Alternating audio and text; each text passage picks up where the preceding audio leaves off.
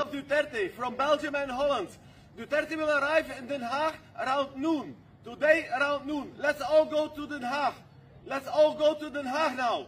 Let's go. Now, mga kabayan, we're putting our signatures here for President Trump to petition and release our very good President Rodrigo Duterte, former President Rodrigo Duterte.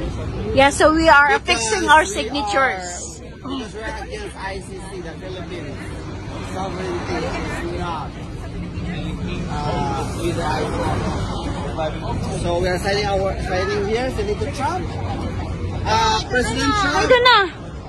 President Trump, I hope you will hear us to release our president from this bad situation. Amen. Balita namin, informasyon na ayaw ko nang bagitin yung nagbigay sa akin ng information na meron ng mission order na inutusan mga opisyal ng pulis na magdadala kay Pangulong Digong sa Netherlands.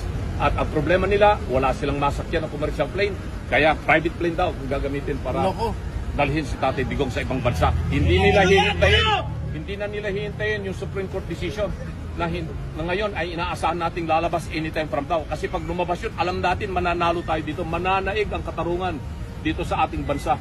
Basta ang pag-usapan natin ay ang hustisyang umiiral sa Pilipinas. Pero hindi dadalhin sa US, ya? Hindi dadalhin sa US? Dadalhin sa Netherlands daw. Sa Netherlands. Doon sa Hague. Sa Europe. Yung source po ninyo ay Hindi ko masasabi because nangako ako sa kanya. Pero you are here po in your capacity as? I am here in my capacity as an ordinary Filipino. I am here as an ordinary citizen of the Philippines.